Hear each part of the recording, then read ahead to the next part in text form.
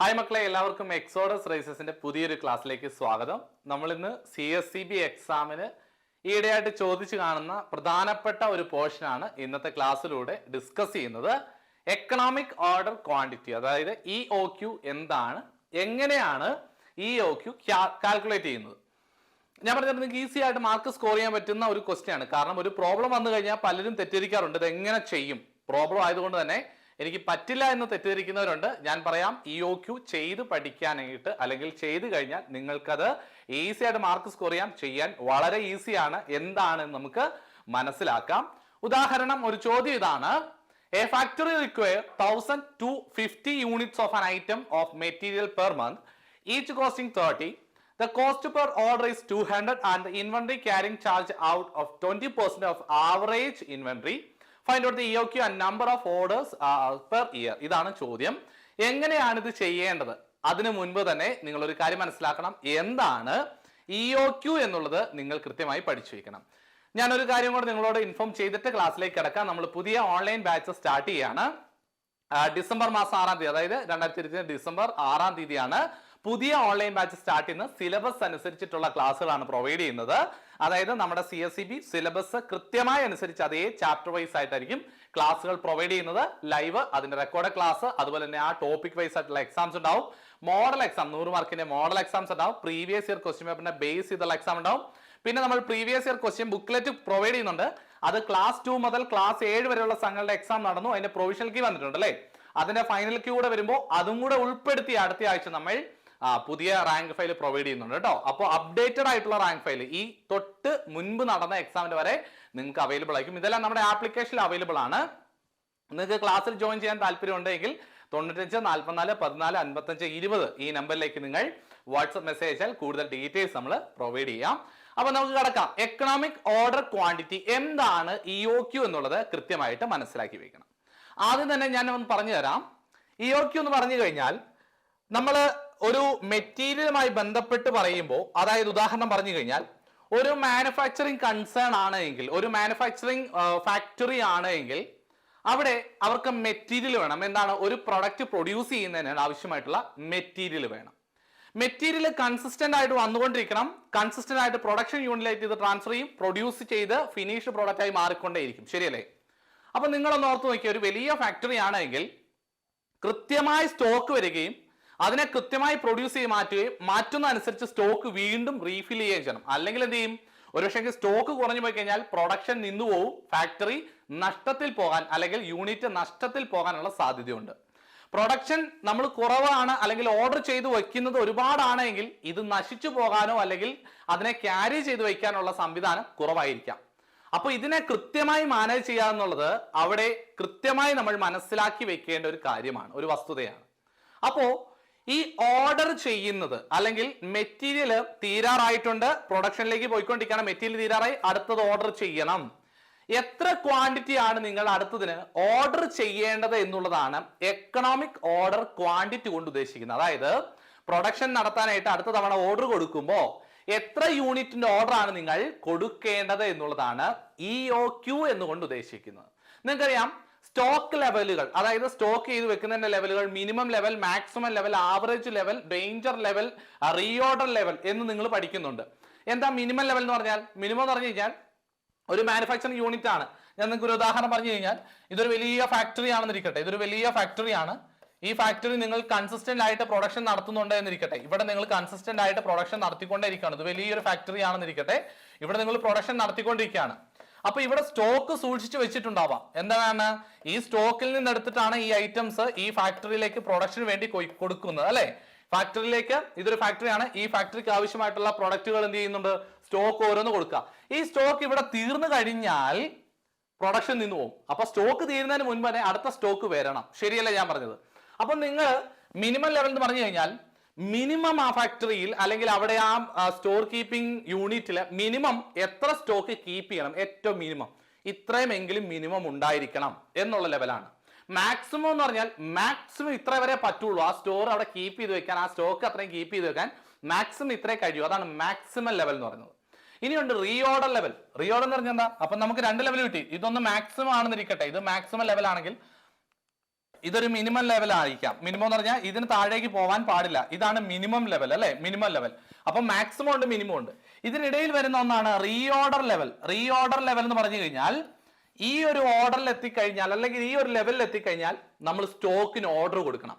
മനസ്സിലായോ? അതായത് മിനിമം ലെവലിലേക്ക് പോയിക്കൊണ്ടിരിക്കുകയാണ്. റീഓർഡർ ലെവൽ വന്നു കഴിഞ്ഞാൽ ഇവിടുത്തെ ഇദ്ദേഹം എന്ത് ചെയ്യണം? ഓർഡർ കൊടുക്കണം. എന്താണ്? അടുത്ത ഓർഡർ കൊടുത്ത് അടുത്ത യൂണിറ്റ്സ് വരുത്തണം. കാരണം അല്ലെങ്കിൽ പ്രൊഡക്ഷൻ നിന്നുപോകാൻ സാധ്യതയുണ്ട്. അതാണ് റീ ഓർഡർ ലെവൽ. ഇനി അതിന് താഴെ മിനിമം, ഇതിനും താഴെ പോകാൻ പാടില്ല, എങ്കിൽ പ്രൊഡക്ഷൻ നിന്ന് പോകും. അതിന് താഴെ പോകുന്ന ഒന്നാണ് ഡേഞ്ചർ ലെവൽ എന്ന് പറയുന്നത് കേട്ടോ. ഡേഞ്ചർ ലെവൽ ഇതിന് താഴെ പോകുന്ന ഒന്നാണ്. അതൊക്കെ നിങ്ങൾക്ക് അറിയാമെന്നറിയാം, എങ്കിലും ഞാൻ ജസ്റ്റ് ഒന്ന് മനസ്സിലാക്കാൻ പറഞ്ഞു, നിങ്ങൾക്ക് കൂടുതൽ മനസ്സിലാക്കാൻ വേണ്ടിയാണ് കേട്ടോ. അപ്പൊ നമുക്ക് ഏകദേശം ഒരു ഐഡിയ കിട്ടിയല്ലേ എന്താണ് എന്നുള്ളത്. ഇനി നിങ്ങൾ ഓർത്തേ, പ്രൊഡക്ഷൻ റീഓർഡർ കൊടുക്കാൻ നേരം എത്ര യൂണിറ്റിന് ഓർഡർ കൊടുക്കണം എന്നുള്ളത് വളരെ പ്രധാനപ്പെട്ട കാര്യമാണ്. കാരണം ഓർഡർ കൊടുക്കുന്നത് രണ്ട് തരത്തിലുള്ള കോസ്റ്റുകളെ അടിസ്ഥാനപ്പെടുത്തിയാണ് ഓർഡർ കൊടുക്കാറുള്ളത്. രണ്ട് തരത്തിലുള്ള കോസ്റ്റുകളെ അടിസ്ഥാനപ്പെടുത്തിയാ നമുക്ക് നോക്കാം എന്താണെന്നുള്ളത്. നോക്കിയേ, EOQ economic order quantity is important factor in controlling inventory അല്ലെങ്കിൽ material. It is that quantity of material which can reasonably be ordered economically at a time. അതായത് ഒരു സമയത്ത് എക്കണോമിക്കലായിട്ട് എന്ന് പറഞ്ഞാൽ കോസ്റ്റ് ഏറ്റവും കുറച്ച്, ഏറ്റവും മിനിമം കോസ്റ്റിൽ എത്രത്തോളം ക്വാണ്ടിറ്റിക്ക് നമ്മൾ ഓർഡർ കൊടുക്കണം എന്നുള്ളതാണ് EOQ കൊണ്ട് ഉദ്ദേശിക്കുന്നത്. It is also known as standard order quantity അല്ലെങ്കിൽ റീ ഓർഡർ ക്വാണ്ടിറ്റി എന്ന് പറയാറുണ്ട്. നോക്കിയാൽ മക്കളെ, ഈ reorder quantity it's not a stock level. ഇത് ഞാൻ ഈ പറഞ്ഞ ഒരു സ്റ്റോക്ക് ലെവൽ അല്ല, ഒരു സ്റ്റോക്ക് ലെവൽ അല്ല. It is a quantity to be ordered when the stock reaches the reorder level. കണ്ടോ, റീ ഓർഡർ ലെവലിൽ സ്റ്റോക്ക് എത്തിക്കഴിയുമ്പോൾ നമ്മൾ ഓർഡർ കൊടുക്കേണ്ട ഒരു ക്വാണ്ടിറ്റി ആണ് ഈ EOQ. At this order quantity, the total cost is minimum. Cost വളരെ minimum ആയിരിക്കണം. കാരണം ഇവിടെ ഓർഡർ കൊടുത്ത് കൂടിപ്പോകാൻ പാടില്ല. കൂടിപ്പോയി കഴിഞ്ഞാൽ ഇവിടെ ഇരിക്കുന്നത് കെയർ ചെയ്യാൻ നമുക്ക് പറ്റിയില്ല. കുറഞ്ഞു പോകാൻ പാടില്ല. കുറഞ്ഞു പോയി കഴിഞ്ഞാൽ ഇൻവെന്ററി എന്ത് ചെയ്യണം, ആവശ്യമുള്ളപ്പം വേണ്ടി വന്നു കഴിഞ്ഞാൽ കൊടുക്കാൻ ഇല്ലാതെ വരും. അപ്പോൾ ഏറ്റവും മിനിമം കോസ്റ്റിൽ എത്രത്തോളം ക്വാണ്ടിറ്റി ഓർഡർ ചെയ്യാൻ കഴിയും എന്നുള്ളതാണ് പ്രധാനപ്പെട്ട കാര്യം. The quantity to be purchased at a minimum cost is called economic order quantity. കണ്ടോ, മിനിമം കോസ്റ്റിൽ പർച്ചേസ് ചെയ്യാൻ പറ്റുന്ന അത്രയും ക്വാണ്ടിറ്റി ആണ് EOQ.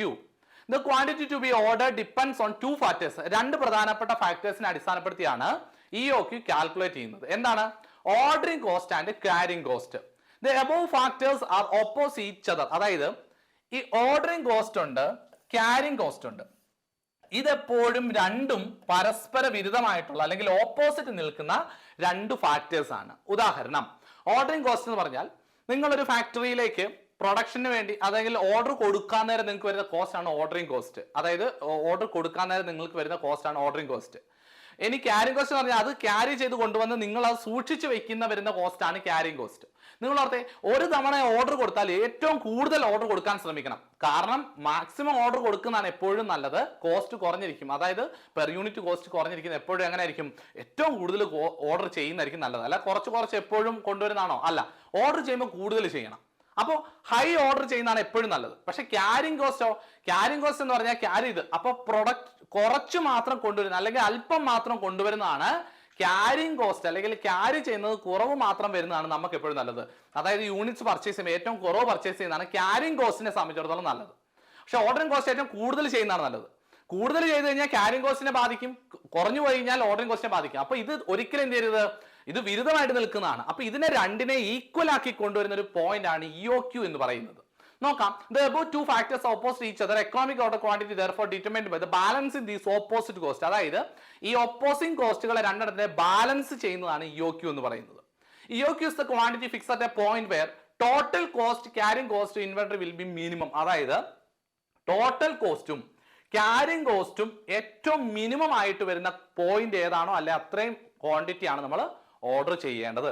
അതുകൊണ്ട് തന്നെ EOQ എന്ന് പറഞ്ഞാൽ മെറ്റീരിയൽ ക്യാരിങ് കോസ്റ്റും മെറ്റീരിയൽ ഓർഡറിംഗ് കോസ്റ്റും തുല്യമാകുന്ന ഒരു പോയിന്റ് ആയിരിക്കണം എന്നുള്ളത് പ്രധാനപ്പെട്ട കാര്യമാണ്. ക്യാരിങ് കോസ്റ്റ് എന്ന് പറഞ്ഞാൽ the cost of carrying or storing the material in the store they are used for the production. Production വേണ്ടി വരുന്ന മെറ്റീരിയൽസിനെ സൂക്ഷിച്ചു വെക്കുക, അതിനെ ക്യാരി ചെയ്ത് കൊണ്ടുവരുന്ന കോസ്റ്റ് ആണ് ക്യാരിങ് കോസ്റ്റ്. എക്സാമ്പിൾ ആണ് cost of material, inventory money invest in the material, interest or money invest in the materials, insurance, rent of godown etc. അത് നോക്കിയാൽ നിങ്ങൾ അത് കൂടുതൽ വന്നു കഴിഞ്ഞാൽ നമുക്ക് ഗോഡൗൺ അത് പോരാ വരും, വേറെ സ്റ്റോക്ക് അല്ലെങ്കിൽ വേറെ ഗോഡൗൺ എടുക്കേണ്ടി വരും. അപ്പൊ കോസ്റ്റ് കൂടിക്കൊണ്ടിരിക്കും. അപ്പൊ കുറവ് മാത്രം കൊണ്ടുവരുന്ന എപ്പോഴും നല്ലത്. ഓർഡർ ക്വാണ്ടിറ്റി അങ്ങനെ കൂടുതൽ എടുക്കുന്ന എപ്പോഴും നല്ലത്. ശരിയല്ലേ? നോക്കിയേ, in order to reduce the carrying cost per unit. Carrying cost per unit കുറയ്ക്കണമെങ്കിൽ size of order should be small, അതായത് ഏറ്റവും കുറവ് മാത്രം ഓർഡർ ചെയ്യുന്നതാണ് എപ്പോഴും നല്ലത്. ക്യാരിങ് കോസ്റ്റ് നമുക്ക് കുറയ്ക്കാനായിട്ട് സാധിക്കുന്നത്. ഓർഡറിംഗ് കോസ്റ്റ് ആണെങ്കിൽ cost placing and order with supplies, അത് സപ്ലൈസിന് ഓർഡർ കൊടുക്കുമ്പോൾ നമുക്ക് വരുന്ന കോസ്റ്റ് ആണ് ordering cost. Postage, stationery etcetera. To reduce ordering cost the number of order should be limited. This means that the quantity of order at one time should be large, must be large. അതായത് നമ്മൾ ordering cost order ചെയ്യുന്ന സമയത്ത് കൂടുതൽ quantity order ചെയ്യുന്നതാണ് എപ്പോഴും നല്ലത്. അപ്പൊ ഇവിടെ കുറവ് ചെയ്യുന്നതാണ് നല്ലത്, ഇവിടെ കൂടുതൽ ചെയ്യുന്നതാണ് നല്ലത്. The economic order quantity ascertained from the following formula. അപ്പോൾ ഫോർമുലയിൽ കിടക്കുകയാണ്. അപ്പൊ നോക്കിയേ, ഇവിടെ കുറവായിരിക്കണം എന്ന് പറഞ്ഞു, ഇവിടെ കൂടുതലായിരിക്കണം. ഓർഡർ ചെയ്യുന്ന ക്വാണ്ടിറ്റി കൂടുതലായിരിക്കണം എന്ന് പറയുന്നത് ഓർഡറിംഗ് കോസ്റ്റിന് നല്ലതാണ്. ക്യാരിങ് കോസ്റ്റ് ആണെങ്കിൽ കുറവ് മാത്രമാണെങ്കിൽ ക്യാരിങ് കോസ്റ്റിന് നല്ലതാണ്. അപ്പൊ ഇത് കുറയാനും പാടില്ല, കൂടാനും പാടില്ല. രണ്ടിനെയും മിനിമൈസ് ചെയ്ത് അല്ലെങ്കിൽ ഒരു മിനിമത്തിൽ കൊണ്ടുപോകുന്നതാണ് EOQ എന്ന് പറയുന്നത്. ഇതിന് നമുക്കൊരു ഇക്വേഷൻ ഉണ്ട്. എന്താ ഇക്വേഷൻ എന്ന് പറഞ്ഞാൽ, EOQ എന്ന് പറഞ്ഞാൽ root of 2AO by C എന്ന് പറയാറുണ്ട്. ഇതിന് മറ്റൊരു ഫോർമുലയുണ്ട്, ഞാൻ അതിലേക്ക് കിടക്കാം. നോക്കിയാൽ മക്കളെ, റൂട്ട് ഓഫ് 2AOC എന്ന് പറയുമ്പോൾ A എന്ന് പറഞ്ഞാൽ എന്തിനാണ് കാണിക്കുന്നത്? Annual consumption in unit. അതായത് ഒരു വർഷത്തിൽ ആ ഫാക്ടറിയിൽ ഉപയോഗിക്കുന്ന ആനുവൽ യൂണിറ്റ്സ്, ആനുവൽ കൺസപ്ഷൻ ഒരു വർഷം മുഴുവൻ, കേട്ടോ, വർഷം ആനുവൽ ആണ്, ശ്രദ്ധിക്കണം. ഒരു വർഷം മുഴുവൻ ഉപയോഗിക്കുന്ന യൂണിറ്റ്സ് എത്രയാണെന്നുള്ളത് മനസ്സിലാക്കുക. അതാണ് A എന്ന് പറയുന്നത്. O എന്ന് പറഞ്ഞാൽ ഓർഡറിംഗ് കോസ്റ്റ് പെർ ഓർഡർ. അതായത് ഒരു ഓർഡർ ചെയ്യുമ്പോൾ അതിന് വരുന്ന ഓർഡറിംഗ് കോസ്റ്റ്, നമ്മളിപ്പോൾ ഓർഡറിംഗ് കോസ്റ്റും ക്യാരിങ് കോസ്റ്റും പറഞ്ഞില്ലേ, അപ്പൊ ഓർഡറിംഗ് കോസ്റ്റ് ആണ് O കൊണ്ട് ഉദ്ദേശിക്കുന്നത്. ഇതൊരു PYക്ക് വന്നിട്ടുള്ളതാണ്, അതുകൊണ്ട് ഇതൊന്ന് കൃത്യമായി നോട്ട് ചെയ്യുക. ഓർഡറിംഗ് കോസ്റ്റ് പെർ ഓർഡർ ആണ് O എന്ന് പറയുന്നത്, അല്ലെങ്കിൽ cost of placing one order. ഒരു ഓർഡർ പ്ലേസ് ചെയ്യുമ്പോൾ വരുന്ന കോസ്റ്റ് ഓർഡറിംഗ് കോസ്റ്റിനെയാണ്, ഒരു ഓർഡർ നമ്മൾ പ്ലേസ് ചെയ്യുമ്പോൾ വരുന്ന ഓർഡറിംഗ് കോസ്റ്റിനെയാണ് O കൊണ്ട് ഉദ്ദേശിക്കുന്നത്. C എന്ന് പറഞ്ഞാൽ carrying cost of 1 unit per annum. അതായത് 1 യൂണിറ്റിന് വരുന്ന ക്യാരിങ് കോസ്റ്റ് ആണ് C എന്ന് പറഞ്ഞ് ഉദ്ദേശിക്കുന്നത്. അപ്പൊ A എന്ന് പറഞ്ഞാൽ annual consumption, O ordering cost, C carrying cost. ഇത്രയേ ഉള്ളൂ മനസ്സിലാക്കാനായിട്ട്. അതിനെ മറ്റൊരു രീതിയിൽ പറയാറുണ്ട്, EOQ എന്ന് പറഞ്ഞാൽ 2CO by I, അതായത് root of 2 into C into O by I എന്ന് പറയാറുണ്ട്. ഇതിലെന്താ ഉദ്ദേശിക്കുന്നത്? C എന്ന് പറഞ്ഞാൽ ആനുവൽ കൺസംപ്ഷൻ, നേരത്തെ പറഞ്ഞത് തന്നെ അക്ഷരങ്ങൾ മാറുന്നു എന്ന് മാത്രമേ ഉള്ളൂ കേട്ടോ. O എന്ന് പറഞ്ഞു കഴിഞ്ഞാൽ, അപ്പൊ നേരത്തെ ഇവിടെ A എന്ന് പറഞ്ഞാലായിരുന്നു ആനുവൽ കൺസംപ്ഷൻ, ഇവിടെ C എന്ന് പറയുന്നതിനാണ് ആനുവൽ കൺസംപ്ഷൻ ആയിട്ട് പറയുന്നത്. O സെയിം ആണ്, ordering cost per order, cost of placing one order. ഇവിടെ I എന്ന് ഉദ്ദേശിക്കുന്നത് നേരത്തെ നമ്മൾ C എന്ന് പറഞ്ഞതിന് തുല്യമാണ്, ക്യാരിങ് കോസ്റ്റിന് തുല്യമാണ് ഇവിടെ I. Carrying cost of 1 unit per annum or annual carrying or storing cost including interest per unit. I എന്ന് പറഞ്ഞാൽ എപ്പോഴും എങ്ങനെ ആയിരിക്കും എന്ന് പറയുന്നത് ശ്രദ്ധിക്കണം. ഇതാണ് ഇമ്പോർട്ടന്റ് പോയിന്റ്, ശ്രദ്ധിക്കേണ്ടത്. I is usually calculated as a given percentage of value of material per unit. അതായത് ഒരു മെറ്റീരിയലിന്റെ പെർ യൂണിറ്റ് കോസ്റ്റ് പറഞ്ഞിട്ടുണ്ടാവും. ആ പെർ യൂണിറ്റ് കോസ്റ്റിന്റെ ഇത്ര ശതമാനം എന്ന് പറഞ്ഞായിരിക്കും I എപ്പോഴും തരുന്നത്. ഉദാഹരണം, എന്താണ്, ഒരു മെറ്റീരിയലിന്റെ പെർ യൂണിറ്റ് കോസ്റ്റ് 30 ആണ്, അതിന്റെ 8% I ഇങ്ങനെ തരും. അപ്പൊ നിങ്ങൾ 8% കണ്ടുപിടിക്കണം. മനസ്സിലായോ? ഈ പറയുന്ന ആനുവൽ കൺസംപ്ഷൻ ഒക്കെ കൃത്യമായിട്ട് തരും. ഇത്ര ആനുവൽ കൺസംപ്ഷൻ, ഇത്ര യൂണിറ്റ് ആനുവൽ കൺസംപ്ഷൻ തരും. O എന്ന് പറഞ്ഞാലും 200, 300 ആണ് O എന്ന് പറഞ്ഞ് കൃത്യമായി തരും. I എന്ന് പറയുന്നത് നേരിട്ട് തരില്ല, ഇത്ര പെർസെന്റേജ് എന്നായിരിക്കും തരുന്നത്. അപ്പൊ നിങ്ങൾ ആ പെർസെന്റേജ് വെച്ച് കാൽക്കുലേറ്റ് ചെയ്ത് എടുക്കണം. ഓക്കെ ആണോ? മനസ്സിലായി എന്ന് വിശ്വസിക്കുന്നു. നോക്കിയാ മക്കളെ, if in the question number of order to be placed in a year is also asked found, it can be calculated by dividing the annual requirement material by EOQ. അതായത് അപ്പൊ ഒറ്റ തവണ എത്ര യൂണിറ്റ് നിങ്ങൾ ഓർഡർ കൊടുക്കണം എന്നാണ് EOQ കൊണ്ട് കണ്ടെത്തുന്നത്. ശരിയല്ലേ? ഒറ്റ തവണ ഓർഡർ ചെയ്യുമ്പോൾ 5000 യൂണിറ്റ്, 1000 യൂണിറ്റിന് ഓർഡർ ചെയ്യണം എന്ന ഒരു ഫോർമുലയിലേക്കാണ് നിങ്ങൾ വരുന്നത്. EOQ കണ്ടുപിടിക്കുക, ഒറ്റ തവണ നിങ്ങൾ എത്ര യൂണിറ്റിന് ഓർഡർ ചെയ്യണമെന്നാണ് EOQ വെച്ച് കണ്ടുപിടിക്കുന്നത്. ശരിയല്ലേ? ഇനി അങ്ങനെ ഒറ്റ തവണ ഓർഡർ ചെയ്യുമ്പോൾ ഇത്ര യൂണിറ്റ് വേണം, അങ്ങനെ ഒരു വർഷത്തിൽ എത്ര തവണ നിങ്ങൾ ഓർഡർ പ്ലേസ് ചെയ്യണം എന്നാണ് ചോദിക്കുന്നെങ്കിൽ, അതായത് നോക്കിയേ, ഒരു വർഷം നിങ്ങൾ അങ്ങനെ എത്ര തവണ നിങ്ങൾ ഓർഡർ ചെയ്യേണ്ടതായിട്ട് വരും, മെറ്റീരിയൽ ഓർഡർ ചെയ്യേണ്ടി വരും, അങ്ങനെ ഒരു ചോദ്യം വന്നു കഴിഞ്ഞാൽ ഈ തന്നിട്ടുള്ള ആനുവൽ കൺസപ്ഷനെ നമ്മൾ കണ്ടെത്തുന്ന EOQ വെച്ചിട്ട് ഡിവൈഡ് ചെയ്താൽ മതിയാവും. മനസ്സിലായോ? പിടികിട്ടിയോ? അതായത് C by EOQ. Okay, EOQ annual consumption divide by EOQ എന്നുള്ളത് ഓർത്ത് വയ്ക്കുക കേട്ടോ മക്കളെ.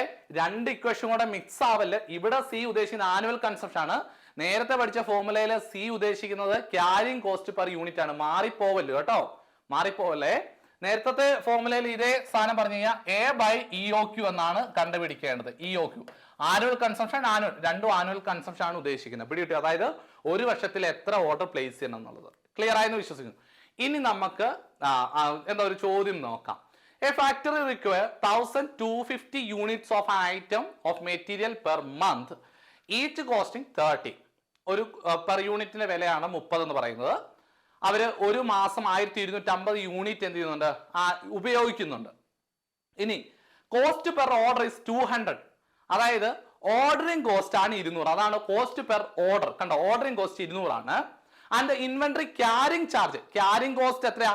20 രൂപയല്ല, 20% ഓഫ് ദ ആവറേജ് ഇൻവെന്ററി. അതായത് 20% ഓഫ് പെർ യൂണിറ്റ് കോസ്റ്റ് എന്ന് ഓർത്താൽ മതി. Find out the EOQ. അപ്പം നമുക്ക് ഇക്വേഷനിലേക്ക് വരാം. എങ്ങനെയാണ് EOQ കണ്ടെത്തേണ്ടത്? മക്കളെ, നമ്മളിപ്പോൾ പഠിച്ചതേ ഉള്ളൂ. ഇക്വേഷൻ പോവാണ്. ഞാൻ ഏതെങ്കിലും ഒരെണ്ണം നമ്മൾ നോക്കിയത് കേട്ടോ. നമുക്കിപ്പം AOC ആ ഫോമുല തന്നെ നമുക്ക് എടുക്കാം. അല്ലെങ്കിൽ നിങ്ങൾക്ക് ഇഷ്ടമുള്ള രീതിയിൽ ഏതെടുത്താലും CO/I എന്ന് ചെയ്താലും മതി. അപ്പൊ 2AO/C എന്ന് തന്നെ ഞാൻ എടുക്കണം. ഇവിടെ A എന്ന് പറഞ്ഞാൽ എന്താ ഉദ്ദേശിക്കുന്നത്? Annual consumption. ആനുവൽ കൺസപ്ഷൻ ആണ് അല്ലെ? A എന്ന് പറഞ്ഞു കഴിഞ്ഞാൽ ആനുവൽ കൺസപ്ഷൻ ആണ്. വർഷത്തിൽ എത്ര ഉപയോഗിക്കുന്നു എന്നുള്ളതാണ് A എന്ന് ഉദ്ദേശിക്കുന്നത്. എത്രയാണ് ഉപയോഗിക്കുന്നത്? ആനുവൽ കൺസപ്ഷൻ എന്ന് പറഞ്ഞാൽ 1250 എന്ന് പറയുന്നത് പെർ മന്ത്, ഒരു മാസം ഉപയോഗിക്കുന്ന 1250. ഓക്കെ അല്ലെ? 1250 ആണ് ഒരു മാസം ഉപയോഗിക്കുന്നത്. അങ്ങനെയാണെങ്കിൽ ഒരു വർഷം ഉപയോഗിക്കുന്നതാണ് നമ്മൾ കണ്ടെത്തേണ്ടത്. 1250 ഗുണം നിങ്ങൾ എത്ര? 12 വെച്ച് ചെയ്യണം. ഓക്കെ ആണോ? 1250നെ 12 വെച്ച് ഗുണിച്ചാൽ മാത്രമേ ഇതിന്റെ ആനുവൽ കൺസപ്ഷൻ നിങ്ങൾക്ക് കണ്ടെത്താനായിട്ട് സാധിക്കുള്ളൂ. അപ്പൊ നിങ്ങൾ എന്ത് ചെയ്യണം? 1250 ഇൻറ്റു 12 12 ചെയ്യുമ്പോഴാണ് നിങ്ങൾക്ക് ആനുവൽ കൺസപ്ഷൻ, മന്ത്ലി കൺസപ്ഷൻ ആണ് ഈ വന്നത്. ആനുവൽ കൺസപ്ഷനിലേക്ക് പോകണമെങ്കിൽ 1250നെ 12 വെച്ച് ഗുണിക്കേണ്ടതായിട്ടുണ്ട്. ക്ലിയർ അല്ലേ? ഓക്കെ, അത് ചെയ്യുമ്പോൾ നിങ്ങൾക്ക് കിട്ടും 15,000 ആണ് വരുന്നത് കേട്ടോ. 15,000 ആണ് വരുന്നത്. 15,000. അപ്പോൾ ആനുവൽ കൺസപ്ഷൻ എന്ന് പറയുന്നത് 15,000. ഇനി നോക്കിയേ, അടുത്തത് ഏതാ? C എന്ന് പറയുന്നത് ഏതായിരിക്കും? സോറി, C അല്ല, O ആണ് അടുത്ത കണ്ടെത്തുന്നത്. ഓർഡറിംഗ് കോസ്റ്റ് ആണ്. ഓർഡറിംഗ് കോസ്റ്റ് എത്ര? നേരിട്ട് തന്നിട്ടുണ്ട്. ഓർഡറിംഗ് കോസ്റ്റ് 200 ആണ്. അപ്പം ഓർഡറിംഗ് കോസ്റ്റ് ആണ് അല്ലെ? രണ്ടാമത് തന്നിട്ടുള്ളത് ഓർഡറിംഗ് കോസ്റ്റ് ആണ്. ഓർഡറിംഗ് കോസ്റ്റ് എന്ന് പറയുന്നത് 200 രൂപയാണ്. 200 രൂപയാണ്. ദെൻ നെക്സ്റ്റ് വൺ ആണ് ക്യാരിങ് കോസ്റ്റ്. C കണ്ടെത്തണം. ക്യാരിങ് കോസ്റ്റ് ആണ് അല്ലെ? ക്യാരിങ് കോസ്റ്റ് 20% ആണ് തന്നിട്ടുള്ളത്. എന്തിന്റെയാണ് മക്കളെ? Per unit material per month നമ്മൾ കണ്ടെത്തി. അതിനുശേഷം പറഞ്ഞിട്ടുണ്ട് ഇവിടെ പെർ യൂണിറ്റ് കോസ്റ്റിംഗ് 30 രൂപയാണ്. അപ്പൊ നിങ്ങൾ 20%, 30 രൂപയുടെ 20% കണ്ടെത്തേണ്ടത്. ഈ 20% ഏതിന്റെയാണ്? തന്നിട്ടുള്ള 30 രൂപയുടേതാണ് കണ്ടെത്തേണ്ടത്. അപ്പൊ 30 രൂപയുടെ 20% കണ്ടെത്തണം. അത് 6 ആണ്. 30%ന്റെ 10%, 30 എന്ന് പറയുന്നതിന്റെ 10% പറഞ്ഞാൽ ഒരു 0 മാറ്റി കൊടുത്തു കഴിഞ്ഞാൽ 3 എന്ന് വരും. 20% 2 ആയിരിക്കും, 2 ഇരട്ടി വരും. അപ്പൊ 6 രൂപയാണ് വരുന്നത്. നമുക്കെല്ലാം കിട്ടിയിട്ടുണ്ട്. ഇനി ഇതിലേക്ക് അങ്ങ് കൊടുത്താൽ മതി അല്ലെ? എങ്ങനെ വരും മക്കളെ? 2 into root of 2 into A എന്ന് പറയുന്നത് എത്ര? 15,000. 2 ഇൻറ്റു 15,000 ഇൻറ്റു ഇനി ഏതാ? ഓർഡറിംഗ് കോസ്റ്റ് എത്ര? 200. 200 ഡിവൈഡഡ് ബൈ 6 6 ആണ് വരുന്നത് അല്ലെ? ഇതാണ് നമ്മുടെ ഫോമിലേക്ക് അപ്ലൈ ചെയ്യുമ്പോൾ വരുമ്പോ നമുക്ക് അറിയാം 200നെ നമുക്ക് 2 ഇൻറ്റു 15,000 ചെയ്ത് കഴിഞ്ഞാൽ 60,000. 15,000 ചെയ്ത് 30,000 എന്ന് പറയും. 30,000 എന്ന് കിട്ടും നമുക്ക് അല്ലെ? 2 ഇൻറ്റു 15,000 30,000. 30,000 ഇൻറ്റു 2 എന്ന് പറയുമ്പോൾ 60,000. 6 ലക്ഷം 60 ലക്ഷം എന്ന് കിട്ടും. അപ്പോ ഇതിനെ ഫൈനൽ വരുമ്പോ 60 ലക്ഷം ഡിവൈഡഡ് ബൈ 6 എന്ന് വരും. ഉത്തരം വരുന്നത് 1 ലക്ഷം. ഞാൻ ബാലൻസ് ഇങ്ങോട്ട് എഴുതാം കേട്ടോ. 60 ലക്ഷം ഭാഗം 6 എന്ന് പറയുമ്പോൾ 10 ലക്ഷം എന്നായിരിക്കും ആൻസർ വരുന്നത്. Root of 10 lakh. Root of 10 lakh ആണ് ഫൈനൽ ആൻസർ വരുന്നത്. എങ്ങനെ കിട്ടിയത്? നമ്മള് 60 ലക്ഷത്തിനെ 6 വെച്ച് ഭാഗിച്ചു. റൂട്ട് ഓഫ് 60 ലക്ഷം ഭാഗം 6 10 ലക്ഷം. റൂട്ട് ഓഫ് 10 ലക്ഷം എന്ന് പറഞ്ഞാൽ എത്ര മക്കളെ ഉത്തരം വരുന്നത്? നേരെ പകുതി കൊണ്ട് മാറ്റിയാൽ മതി അല്ലെ? 1000 യൂണിറ്റ്സ് എന്നാണ് ഉത്തരം നമുക്ക് കിട്ടുന്നത്. എത്രയാ? 1000 യൂണിറ്റ്സ് ആണ് ഉത്തരം വരുന്നത്. അതിന്റെ അർത്ഥം എന്താണ്? നമ്മൾ ഇത്രയുമാണ് അവിടുത്തെ മെറ്റീരിയൽ യൂസേജ് എങ്കിൽ നിങ്ങൾ ഒറ്റ തവണ ഓർഡർ ചെയ്യുമ്പോൾ 1000 യൂണിറ്റ് ആണ് ഓർഡർ ചെയ്യേണ്ടത് എന്നാണ് നമ്മളിപ്പോ കണ്ടെത്തിയത്. മനസ്സിലായോ? നിങ്ങൾ 1000 യൂണിറ്റ്സ് ആണ് ഓർഡർ ചെയ്യേണ്ടത്. അതായിരിക്കും കൃത്യമായിട്ടുള്ള യൂണിറ്റിലേക്ക് കണ്ടെത്താൻ സാധിക്കുന്നത്. ഒരു വർഷം നിങ്ങൾ എത്ര തവണ ഓർഡർ ചെയ്യണമെന്ന് എങ്ങനെ കണ്ടെത്താം? നമ്മളിപ്പോ പറഞ്ഞോളൂ, annual consumption divided by EOQ, അതായത് number of order per year. ഒരു വർഷം എത്ര ഓർഡർ ചെയ്യണം എന്നാണ് ചോദിക്കുന്നത്. അപ്പൊ EOQ നമുക്ക് കിട്ടി 1000 യൂണിറ്റ്സ്. ഒരു വർഷം എത്രയാണ് ഓർഡർ ചെയ്യേണ്ടതെന്ന് ചോദിച്ചു കഴിഞ്ഞാൽ ആനുവൽ കൺസപ്ഷൻ എത്രയാ? 15000. ഒരു വർഷം നിങ്ങൾ ചെയ്യേണ്ടത് കണ്ടെത്താനാണെങ്കിൽ 15000 ഡിവൈഡ് ബൈ 1000, 1000 വെച്ചിട്ട് 15000നെ ഭാഗിച്ചാൽ മതി.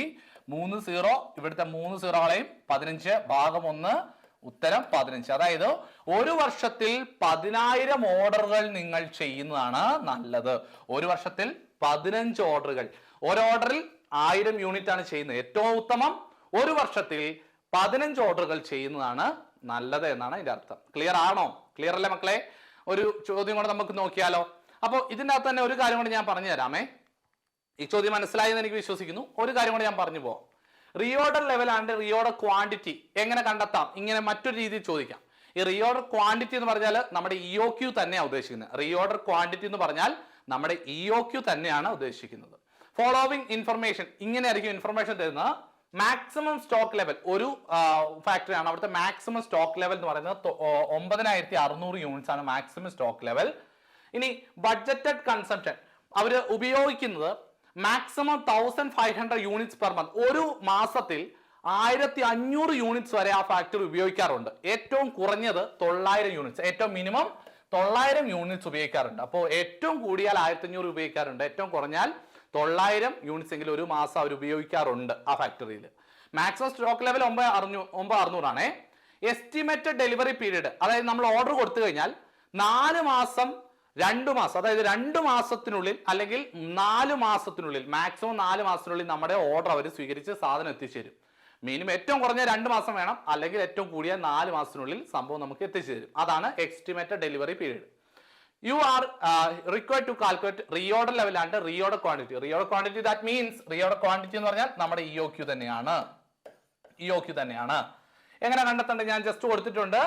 മാക്സിമം കൺസപ്ഷൻ, അതായത് റീഓർഡർ ലെവൽ കണ്ടെത്താൻ maximum consumption into maximum reorder period, അതായത് 1500 ഇൻറ്റു 4, 6000 യൂണിറ്റ്സ് ആണ് റീഓർഡർ ലെവൽ എന്ന് പറയുന്നത്. റീഓർഡർ ക്വാണ്ടിറ്റി അല്ലെങ്കിൽ EOQ എന്ന് പറയുന്നത് എങ്ങനെയാ? Maximum level minus reorder level plus minimum consumption into minimum reorder period ആണ് അതിന്റെ ഫോർമുല. ഇങ്ങനെയും കണ്ടെത്താൻ പറ്റും. EOQ ഈ ലെവൽ രീതിയിലും കണ്ടെത്താൻ സാധിക്കും. കൊടുത്തിട്ടുണ്ട് 9600 എന്ന് പറയുന്നതാണ് മാക്സിമം സ്റ്റോക്ക് ലെവൽ അല്ലെ, minus reorder level. Reorder level എന്ന് പറയുന്നത് നമ്മൾ ഇപ്പൊ കണ്ടെത്തിയുള്ളൂ 6000 യൂണിറ്റ്സ്. 9 6000 കുറയ്ക്കുക, പ്ലസ് 9000 ഇൻറ്റു 2, അതായത് ഏറ്റവും മിനിമം കൺസംപ്ഷൻ 900 ആണ്. 9000 അല്ല, സോറി, 900. ഏറ്റവും minimum consumption 900 into 2 minimum period ആണ് അല്ലെ, 2 മന്ത്സ്. അപ്പോ അതിന്റെ ഉത്തരം വരുന്നത് 3600 പ്ലസ് 1800 എന്നുള്ളതാണ് 5400 യൂണിറ്റ്സ് എന്നുള്ളതാണ് EOQ എന്ന് പറയുന്നത്. ഓക്കെ ആണോ? അപ്പൊ ഈ രീതിയിലും കണ്ടെത്തി അല്ലെങ്കിൽ പഠിച്ചു വയ്ക്കുക കേട്ടോ. ഈ രീതിയിലും ചോദ്യം വരാം. ഒറ്റ കാര്യം കൂടെ നോക്കിയാൽ, ഒരു ചോദ്യം കൂടെ നോക്കാം നമുക്ക്. ഇത് നിങ്ങൾക്ക് എക്സാമിന് വന്ന ചോദ്യമായിരുന്നു അല്ലെ. Annual demand is 1000 unit. Unit price 10 രൂപയാണ് യൂണിറ്റ് പ്രൈസ്, ഒരു unit price. Carrying cost of inventory 10%. Ordering cost തന്നിട്ടുണ്ട്. നമ്മുടെ ഇക്വേഷനിലേക്ക് നമ്മൾ വേഗം പോകുന്നു. EOQ എന്ന് പറഞ്ഞാൽ 2AO/C എന്ന് കൊടുക്കുന്നു. നമ്മൾ എങ്ങനെ എടുത്താം? 2 എന്ന് പറഞ്ഞ 2 തന്നെയാണ് അല്ലെ. ആനുവൽ കൺസംപ്ഷൻ തന്നിട്ടുണ്ടോ? ആനുവൽ ഡിമാൻഡ് കണ്ടോ 1000, ആനുവൽ കൺസംപ്ഷൻ 1000 ആണ്. ഓർഡറിംഗ് കോസ്റ്റ് തന്നിട്ടുണ്ടോ? ഓർഡറിംഗ് കോസ്റ്റ് നോക്കിയ മക്കളെ, ഓർഡറിംഗ് കോസ്റ്റ് ഉണ്ട് 5 പെർ യൂണിറ്റ് ആണ് അല്ലെ. ഇനി C കണ്ടെത്തണം. ക്യാരിങ് കോസ്റ്റ് ഉണ്ടോ? 10%. Carrying cost 10%. എന്തിന്റെയാണ്? യൂണിറ്റ് പ്രൈസ് തന്നിട്ടുണ്ട്, അതിന്റെ 10%. 10ന്റെ 10% എന്ന് പറഞ്ഞാൽ എത്ര മക്കളെ? 1. എങ്ങനെ ഇക്വേഷനിലേക്ക് നമ്മൾ കൊടുക്കുന്നത്? 2 ഇൻറ്റു ആനുവൽ കൺസംപ്ഷൻ ആയിട്ടുള്ള 1000 ഇൻറ്റു ഇനി എത്രയാണ്? Ordering cost 5 divided by C എന്ന് പറയുന്ന 1 ആണ് അല്ലെ, ഇതിന്റെ റൂട്ടാണ്. അപ്പൊ എങ്ങനെയായിരിക്കും ഉത്തരം വരുന്നത്? 2 10, 5 ഇൻറ്റു 2 10, 10 ഇൻറ്റു 1000 10000 അല്ലെ. അപ്പോ 10000 ഡിവൈഡ് ബൈ 1 റൂട്ടാണ് അല്ലെ. അപ്പോ റൂട്ട് ഓഫ് 10,000 തന്നെയാണ് വരുന്നത്. റൂട്ട് ഓഫ് 10,000 എന്ന് പറഞ്ഞാൽ ഉത്തരം 100 യൂണിറ്റ്സ് ആയിരിക്കും വരുന്നത്. 100 യൂണിറ്റ്സ് ആണ് നമുക്ക് ആൻസർ ആയിട്ട് വരുന്നത്. ക്ലിയർ അല്ലേ? അപ്പോൾ ഇത്രയേ ഉള്ളൂ. വളരെ നിസ്സാരമായിട്ട് നമുക്ക് കണ്ടെത്താനായിട്ട് സാധിക്കും കേട്ടോ. വളരെ നിസ്സാരമായിട്ട് ഒരു വർഷത്തിൽ, അതായത് ഒരു തവണ ഓർഡർ ചെയ്യുമ്പോൾ 100 യൂണിറ്റ്സിന് ഓർഡർ കൊടുക്കണം. ഒരു വർഷം എത്ര ചെയ്യണമെന്ന് ചോദിച്ചു കഴിഞ്ഞാൽ ആനുവൽ കൺസപ്ഷൻ ഡിവൈഡഡ് ബൈ എത്രയാ ഇപ്പൊ കിട്ടിയ യോക്യു, അതായത് ആനുവൽ കൺസപ്ഷൻ 1000 ഡിവൈഡ് ബൈ 100 എന്നുള്ളതാണ് 10 എന്ന് ഉത്തരം വരും അല്ലെ. അപ്പൊ അത് ഓർത്ത് വെക്കാം. അടുത്തത് ഒരു ചോദ്യമാണ്. ആനുവൽ യൂസേജ് 1,20,000 ഉണ്ട്. Cost placing 1 order, ordering cost 60 ആണ്. Annual carrying cost 10% of inventory. ഇവിടെ 10% ഓഫ് ഇൻവെന്ററി തന്നിട്ട് ഇൻവെന്ററി പെർ വാല്യൂ തന്നിട്ടില്ല. പെർ വാല്യൂ തന്നിരുന്നെങ്കിൽ, അതായത് 10% ഓഫ് പെർ വാല്യൂ, വാല്യൂ എന്നുള്ളത് പറഞ്ഞ് 20 ആയിരുന്നുവെങ്കിൽ 20ന്റെ 10% എന്നല്ലേ വരേണ്ടത്. അതെങ്ങനെ നിങ്ങൾ കണ്ടെത്തുന്നത്? 10% എന്ന് കണ്ടെത്തണമെങ്കിൽ 10 into 20 ഡിവൈഡഡ് ബൈ, അല്ലെങ്കിൽ നിങ്ങളിപ്പോ ജസ്റ്റ് തിരിച്ചെഴുതാം മക്കളെ. അതായത് 10% of inventory value. Inventory value എന്ന് പറയുന്നത് ഇപ്പൊ ഉദാഹരണം ഒരു 40 ആണെന്ന് ഇരിക്കട്ടെ. ഇൻവെന്ററി വാല്യൂ 40 ആണ്. അതിന്റെ 10% കണ്ടെത്തണം അല്ലെ. Into 10 divide by 100. ഇങ്ങനെ ആയിരുന്നു ക്യാരിങ് കോസ്റ്റ് കണ്ടെത്തുന്നത്. ശരിയല്ലേ? ഇൻവെന്ററിയുടെ പെർ മെറ്റീരിയൽ വാല്യൂ 40 തന്നിട്ടുണ്ടെങ്കിൽ 40ന്റെ 10% എടുക്കണം. അതായത് ഈ ഐ എന്ന് പറയുന്നത് അങ്ങനെയാണ് കണ്ടെത്തിക്കൊണ്ടിരുന്നത് നമ്മൾ. ശരിയല്ലേ? അപ്പൊ നമ്മൾ നോക്കിയ മക്കളെ, ഇവിടെ ഏതിൻ്റെതാണ് എന്ന് പറഞ്ഞിട്ടില്ല, പെർ മെറ്റീരിയലിന് വില കൊടുത്തിട്ടില്ല. അപ്പൊ ഇതില്ലാതെ തന്നെ അങ്ങ് ചെയ്താൽ മതി. മനസ്സിലായി? ഇതില്ലാതെ വന്നാ 10 ഡിവൈഡ് ബൈ 100 ഉത്തരം എത്ര വരും? 0.1 എന്നാണ് വരുന്നത്. നമുക്ക് ഇതിലേക്ക് പോവാം. ഇക്വേഷനിലേക്ക് പോയി കഴിഞ്ഞാൽ സി എന്ന് പറഞ്ഞാൽ ക്യാരിങ് കോസ്റ്റ് അല്ല, ഇവിടെ ഇക്വേഷൻ മാറ്റി വന്നിരിക്കുന്നതാണ് കേട്ടോ. തെറ്റിപ്പോലെ. നേരത്തെ പറഞ്ഞ എക്ക് തുല്യമാണ് ഈ സി. എ എന്നും കൂടെ എഴുതിയേക്കാം. എ അല്ലെങ്കിൽ സി കേട്ടോ. അക്കൗണ്ട് എന്നല്ല, എ അല്ലെങ്കിൽ സി. ക്യാരിങ് കോസ്റ്റ് എത്രയാണെന്ന് പറഞ്ഞിട്ടുണ്ട്? 1,20,000. 1,20,000. ഓക്കെ, എ സി നമ്മൾ എഴുതി. ഇനി ഓർഡറിംഗ് കോസ്റ്റ് ആണ് അല്ലെ. Ordering cost തന്നിട്ടുണ്ടോ? 60 രൂപ. ഇനി ഐ എന്ന് പറഞ്ഞാൽ നമ്മൾ നേരത്തെ സി എന്ന് പറഞ്ഞതിന് തുല്യമാണ്. ക്യാരിങ് കോസ്റ്റ് തുല്യമാണ് ഐ, രണ്ടും സെയിം ആണ്. എത്രയാണ് മക്കളെ? 0.1 ആണ് വരുന്നത്. കാരണം ഇത്ര പെർസെന്റേജ് എന്ന് പറഞ്ഞിട്ട് അതിന്റെ വില തന്നിട്ടില്ല. അപ്പൊ ആ പെർസെന്റേജ് നമ്മൾ ഡെസിമലിലേക്ക് മാറ്റി. ഇതാണ് വരുന്നത്. ഇതിനെ ഫൈനലൈസ് ചെയ്താൽ നിങ്ങൾക്ക് ഉത്തരത്തിലേക്ക് വരാനായിട്ട് സാധിക്കും. ഞാനത് കൊടുത്തിട്ടുണ്ട്, നോക്കിയാൽ മക്കളെ. ക്യാരിങ് കോസ്റ്റ് 100%, 10%, 10 by 100 ആണ്. 0.1 ആണ് വരുന്നത്. ഉത്തരം വരുമ്പോൾ 2 into 1,20,000 into 60 divided by 0.1 ആണ്. 12,000 യൂണിറ്റ് ആണ് അതിന്റെ ആൻസർ ആയിട്ട് വരുന്നത്. അപ്പൊ ക്ലിയർ ആയെന്ന് വിശ്വസിക്കുന്നു. ഇതിൽ നിന്ന് മാർക്ക് പോകില്ല കേട്ടോ. ഇനി ഈ ചോദ്യം വന്നു കഴിഞ്ഞാൽ ഇഒക്ക് നമ്മൾ കംപ്ലീറ്റ് ആയിട്ട് മാർക്ക് നേടിയെടുക്കും. ഇഒക്ക് എന്ന് പറഞ്ഞാൽ കൃത്യമായിട്ട് മനസ്സിലാക്കിയിട്ട് തന്നെ എക്സാമിന് പോവുക. ഒരു കാര്യം കൂടെ ഒന്നുകൂടെ പറയുകയാണ്, നമ്മുടെ പുതിയ ബാച്ച് സ്റ്റാർട്ട് ചെയ്യാണ്. ആരെങ്കിലും ജോയിൻ ചെയ്യുന്നുണ്ടെങ്കിൽ വേഗം തന്നെ ജോയിൻ ചെയ്യുക. അപ്പോൾ നിങ്ങൾക്ക് കൃത്യമായ എക്സാം ഡയറക്ഷൻ തന്നുകൊണ്ട്, ഇപ്പോഴത്തെ എക്സാം പാറ്റേൺ അറിയാലോ, നമ്മൾ ആ പറഞ്ഞു തരുന്ന ആ ഒരു എക്സാം പാറ്റേണിന്റെ രീതി തന്നെ നിങ്ങൾക്ക് ക്ലാസ്സുകളെല്ലാം എത്തിച്ചു തരും. അപ്പൊ അതിനുവേണ്ടി കൃത്യമായിട്ട് പ്രിപ്പയർ ചെയ്ത് കഴിഞ്ഞാൽ ഉറപ്പായിട്ടും നല്ല സ്കോർ നിങ്ങൾക്ക് വാങ്ങിയെടുക്കാനായിട്ട് സാധിക്കും. പൂർണ്ണമായിട്ടും നമ്മൾ നിങ്ങളുടെ കൂടെ ഉണ്ടാവും.